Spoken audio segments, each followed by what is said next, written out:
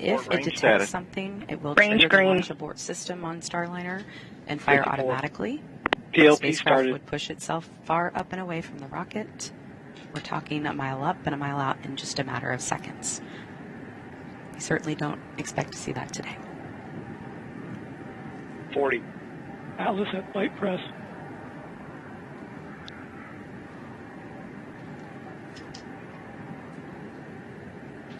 30 seconds. Centaur at flight press. Vehicle's now pressurized for flight. 25. Status check. Go Atlas. Go Centaur. Go Starliner. All systems are go for liftoff. Go Starliner.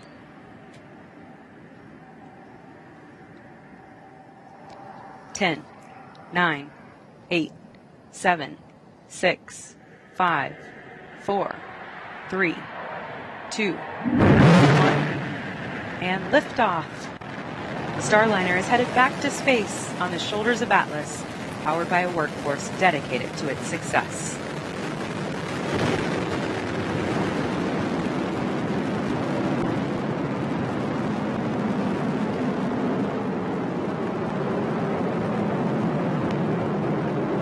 We have confirmation of a good MET epic timer on Starliner.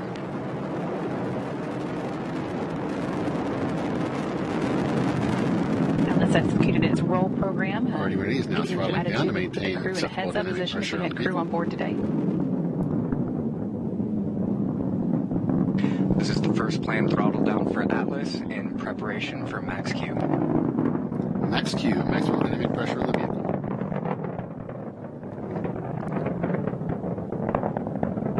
Right now, atmospheric forces are the highest Starliner Atlas will face during the uphill climb.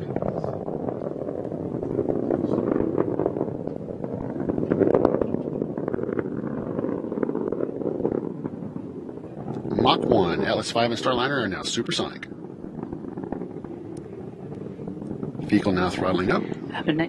Up next in about 20 seconds, Starliner's 2 solid rocket boosters will run out of fuel and burn out.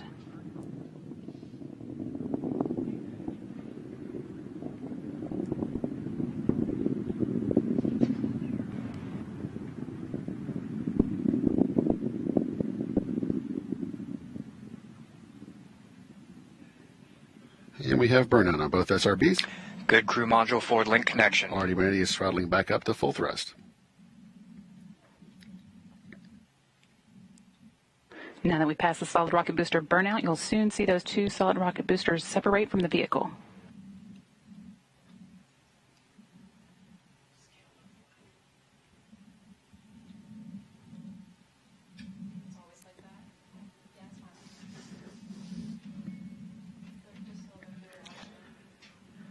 Atlas 5 now weighs just 1/2 of what it did at launch, burning propellant at a rate of 2,800 pounds per second.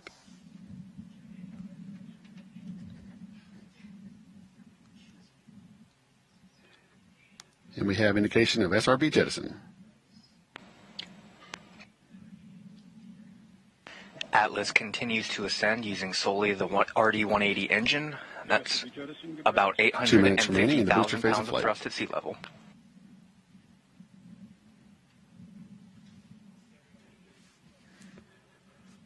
RD-180 is throttling down slightly as expected. Engine response looks good. Teams here on the ground confirming Starliner has a good trajectory. We're now 2 minutes and 55 seconds into today's flight, flying at an altitude of 56 kilometers.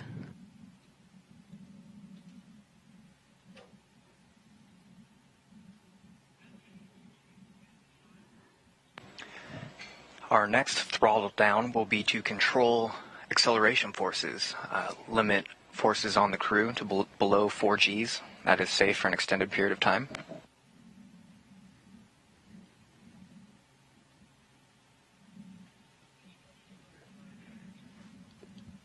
One minute remaining in this burn. 1 minute to BECO. RD-180 is now throttling to maintain 3.5 G acceleration on the vehicle.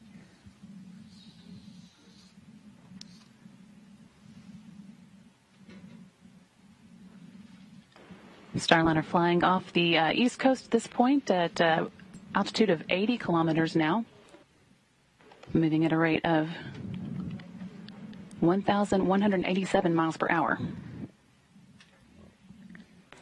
It's just passing North Carolina and Virginia off the northeastern seaboard. For those of you watching along the coastline, you might be able to see this launch.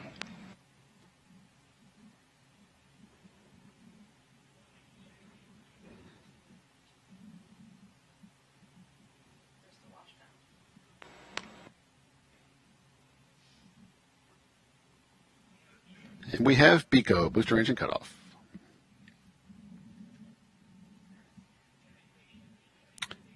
We have successful staging. Pre-start on the RL-10s.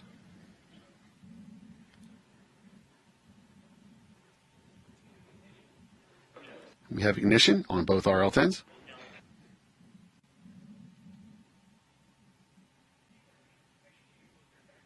Centaur is now going to closed loop steering.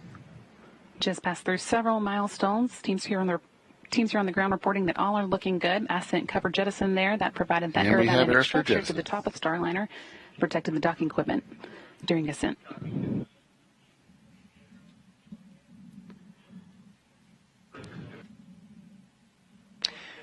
And now that Starliner and Centaur are free of the atmosphere, well into the vacuum of space, that aeroskirt has been jettisoned.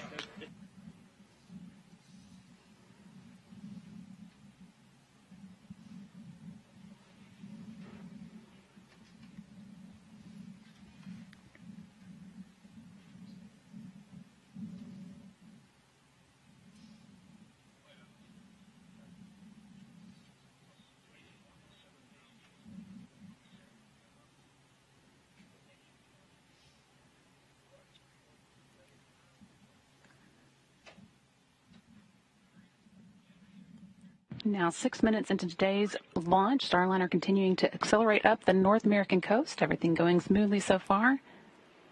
Starliner and Centaur have been ticking through their ascent milestones right on track, including the booster stage separation, Centaur ignition, and aeroskirt jettison.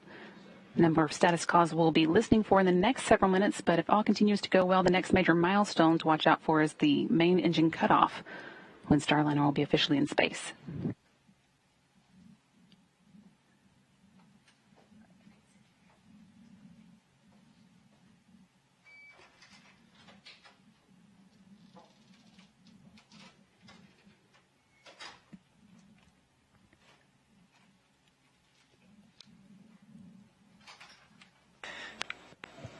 We heard a report from ULA's team. We had a little bit of an overperformance on the booster, but that's a good thing. Centaur is more than capable of adjusting on the fly in its closed-loop performance.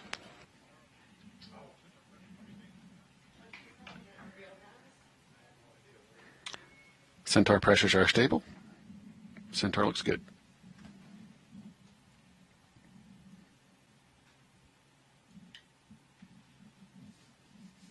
Flight control teams are also monitoring the performance of the sublimator on Starliner right now. The sublimator is what is used to control cabin temperatures going up to space and coming home. Normally we use the radiators on the service module, but those are not powered up until we get into orbit.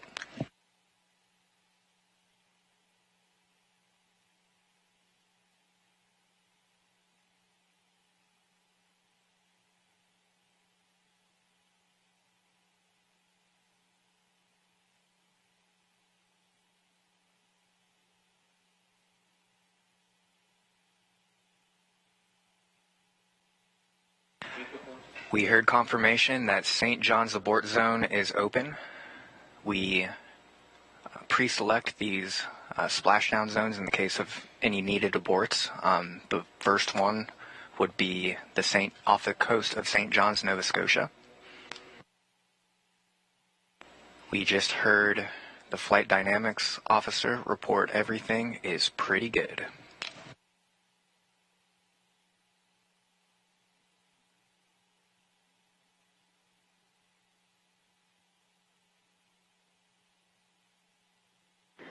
Flight controllers here in mission control confirming that our main engine cutoff time is looking stable. It is going to be 11 minutes and 50 seconds into the flight.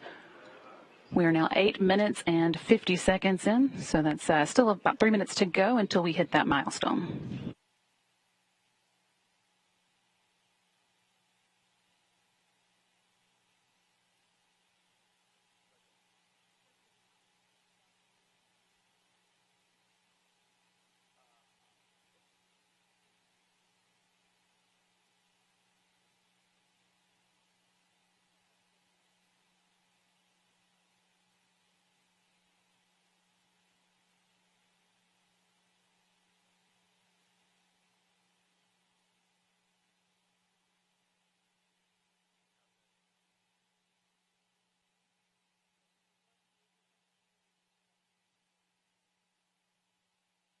Now, one of the next calls that we will hear is that the Shannon abort zone will be open. Now, you can see on your screens that Starliner is making its way up the North American coast, just starting to go into the Atlantic Ocean, northern Atlantic Ocean. We pre-plan our flight trajectories, so we would not abort a crew into the middle of the ocean. They'd be near enough to land for quick and speedy recovery. So we're still in that St. John's abort zone. Expect to hear that Shannon open call coming. And we just heard that call. Shannon now open, so Starliner could potentially make that abort landing off the coast of Ireland now if needed, but so far no reason to think it will be. Starliner currently 153 kilometers above the Pacific Ocean, the Atlantic Ocean, and that's about 95 miles.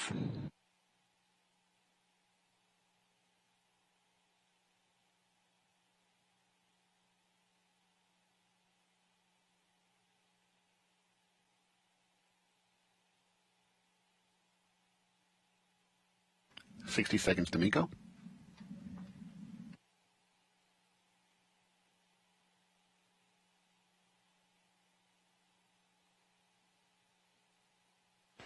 We are 11 minutes into today's flight.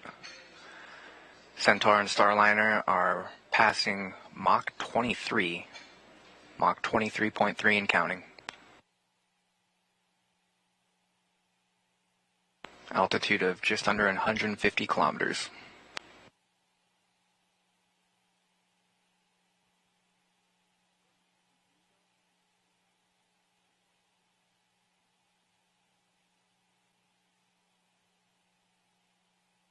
MECO's main engine cutoff when both of the dual engine Centaur RL-10s are scheduled to shut down. That again is coming up at 11 minutes and 50 seconds. About 5 seconds away now.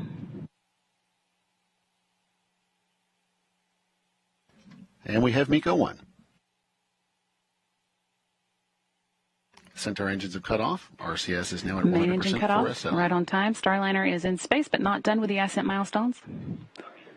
Hearing in the room that it was a good main engine cutoff. The next milestone that we'll be looking for is launch vehicle separation, when Starliner will separate from Centaur booster and fly on its own. Even after that happens, we'll have about 15 minutes until our final major milestone in today's ascent, the orbital insertion burn that will raise the perigee, or low point of Starliner's orbit, out of the Earth's atmosphere. So stick with us. We're not done yet. Now 12 minutes and 30 seconds into today's flight.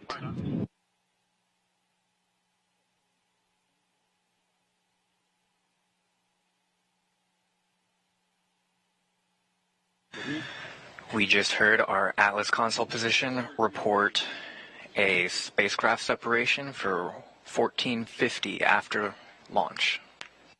Still about 2 minutes away. Now, right now, ULA teams are confirming that Centaur is in a good configuration for separation, making sure that all of the pressures in the tanks are stable, and it will be able to conduct a proper disposal burn later.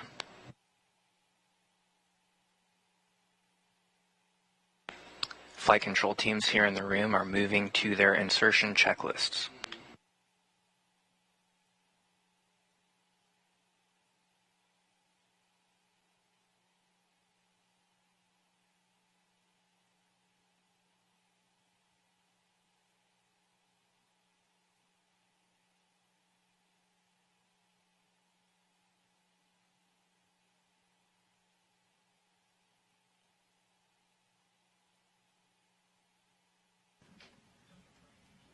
$60 seconds to spacecraft set. Centaur has now achieved its separation attitude.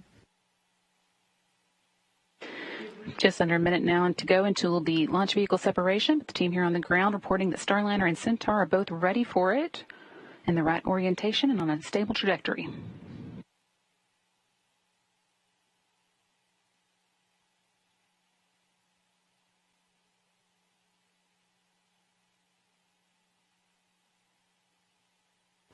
$30 seconds to Starliner separation.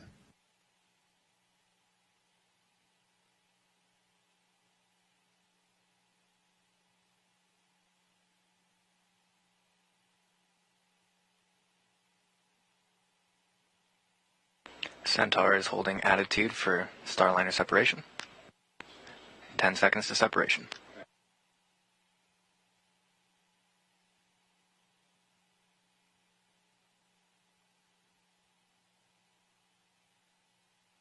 And we have confirmation of Starliner separation.